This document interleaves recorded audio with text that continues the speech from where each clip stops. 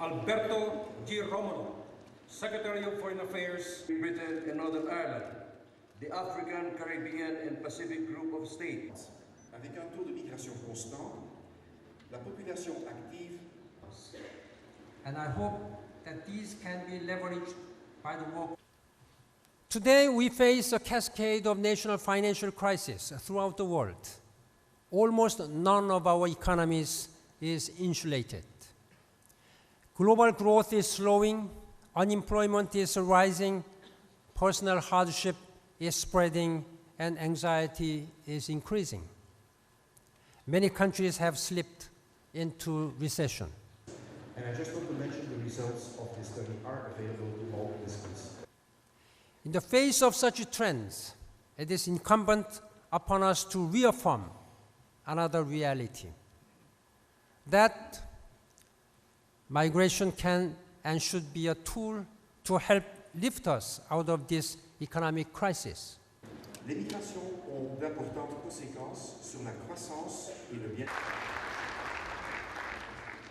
Thank you very much, Secretary Ross. All eyes may be glued on the stock market, but we must never lose sight of the often unseen impact of the global credit crunch on the long-term needs of the poor, including the migrant poor. It is the duty of our governments, of the United Nations, and I thank His Excellency Secretary General Ban Ki-moon for his attention to the world's poor, especially during this time of the financial crisis.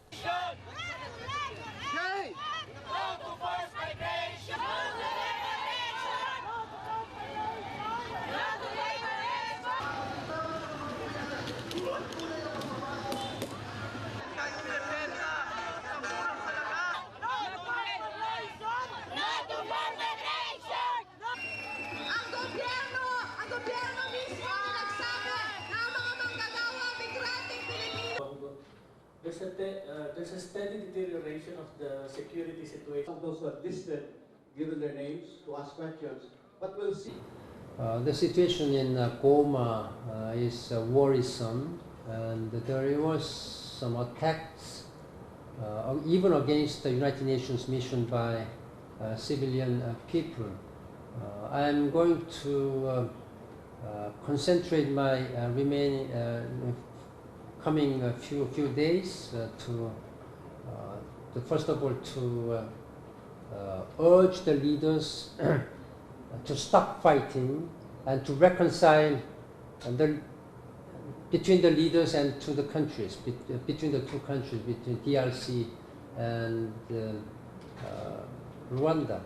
I understand that at this time the European leaders and American government senior officials are going to visit Rwanda and Congo, and I have dispatched my senior advisor, two senior advisors, both respectively to DRC and Congo, to talk to the presidents of both countries.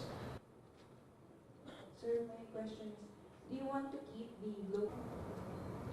This is democratization process of Zimbabwe has been the source of a grave concern of the international community.